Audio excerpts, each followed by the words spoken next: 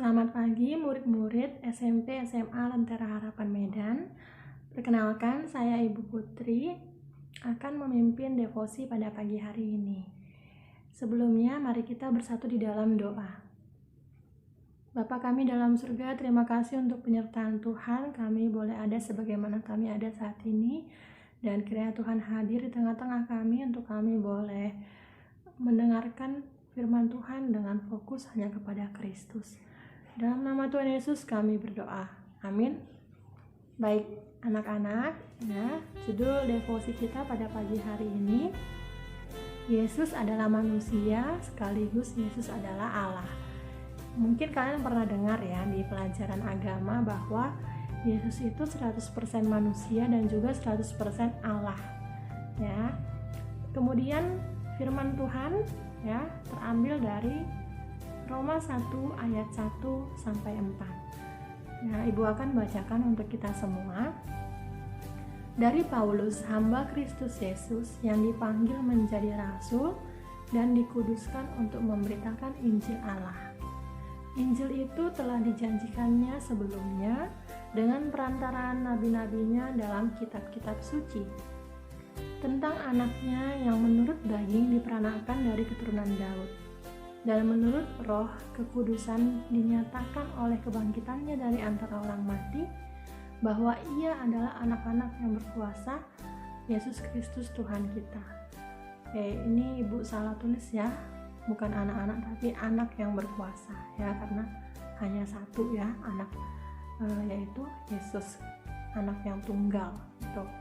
Nah, dari firman ini ya kita mengetahui pada ayat yang ketiga ya, anaknya yang menurut daging diperanakan dari keturunan Daud. Berarti Yesus Kristus itu adalah keturunan Daud. Daud itu adalah manusia. Ya. Berarti Yesus Kristus adalah 100% manusia karena dia diperanakan dari keturunan Daud.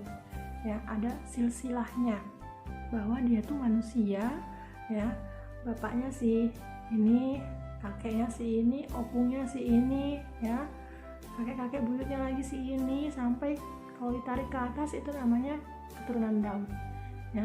Jadi dari Daud diperanakan ya sampailah kepada Yesus. Nah, berarti karena Yesus ini ya punya identitas bahwa dia tuh manusia. Oh, ini anaknya siapa? Ya, jelas gitu ya, ini keturunan Daud, ini bapak mamanya si ini gitu. Jadi di sini di ayat 3 ini dinyatakan bahwa Yesus adalah manusia dengan identitasnya keturunan Daud ya. Siapa manusianya? Daud. Nah, di ayat yang keempat ya, Ibu akan bacakan lagi. Dan menurut roh kekudusan dinyatakan oleh kebangkitannya dari antara orang mati bahwa ia adalah anak yang berkuasa, Yesus Kristus Tuhan kita. Dari ayat keempat ini ya mau menekankan bahwa Yesus itu bukan hanya manusia, tapi dia juga Allah. Kenapa? Karena bangkit dari antara orang mati ya. Jadi Yesus yang bangkit dari antara orang mati. Kalau manusia biasa nggak mungkin dia bangkit dari kuburnya ya, nggak mungkin. Karena apa? Manusia yang sudah mati ya sudah, dagingnya itu akan membusuk ya, dimakan cacing tanah itu atau dekomposer lainnya ya, jadi akan busuk gitu, tinggal tulang belulangnya saja. Tapi tidak dengan Yesus ya. Yesus bangkit dari antara orang mati. Itu menunjukkan bahwa dia bukan manusia saja, tapi dia itu adalah Allah. Ya, kalau di ayat 4 tertulis bahwa ia adalah anak yang berkuasa, Yesus Kristus Tuhan kita. Siapa anak yang berkuasa? Yesus Kristus Tuhan kita. Jadi tidak hanya dia keturunan Daud sebagai manusia, tetapi di ayat keempat ini menekankan bahwa anak yang berkuasa. Kenapa dia berkuasa? Karena dia Allah. Ya, jadi Yesus adalah anak di ayat ketiga Dan di ayat keempat, Yesus adalah Allah, ya. Berikutnya, namun ya, di Ibrani 2 ayat 17 tertulis ya, namun engkau telah membuatnya untuk waktu yang singkat, sedikit lebih rendah daripada malaikat-malaikat, dan telah memahkotainya dengan kemuliaan dan hormat. Kalau tadi kan itu tertulis di Roma, kali ini tertulis di Ibrani, bahwa Ibrani juga menyatakan ya, Yesus adalah manusia. Ya, di kalimat awalnya ya, di sini tertulis, namun engkau telah membuatnya untuk waktu yang singkat. Untuk waktu yang singkat itu selama Yesus itu hidup di dunia ini ya, sekitar 33 tahun gitu ya, karena umur Yesus sekitar 33 tahun sebelum dia mati di kayu salib ya. Namun engkau telah membuatnya untuk waktu yang singkat. Untuk waktu yang singkat itu sedikit lebih rendah ya, sedikit lebih rendah daripada malaikat-malaikat. Nah, engkau di sini adalah Allah. Jadi Allah telah membuat dalam waktu yang singkat itu bahwa Yesus sebagai manusia itu sedikit lebih rendah daripada malaikat-malaikat. Jelas ya, kalau posisi manusia itu berdosa itu lebih rendah daripada malaikat ya. Jadi di situ di kalimat yang awal ini mau mengatakan bahwa benar Yesus itu menjadi manusia sehingga dia sedikit lebih rendah daripada malaikat gitu, untuk waktu yang singkat. Selanjutnya bagaimana? Selanjutnya apa? Dan telah memahkotainya dengan kemuliaan dan hormat. Nah, selanjutnya ketika kebangkitan Yesus, maka Yesus penuh kemuliaan dan hormat karena dia adalah Allah ya. Jadi ada dua nats ya pagi ini dari Roma dan Ibrani yang menyatakan bahwa Yesus adalah manusia sekaligus Yesus adalah Allah. Nah, kenapa ya? Kenapa sih Yesus itu harus menjadi manusia? Untuk apa gitu ya? Roma 6 ayat 23.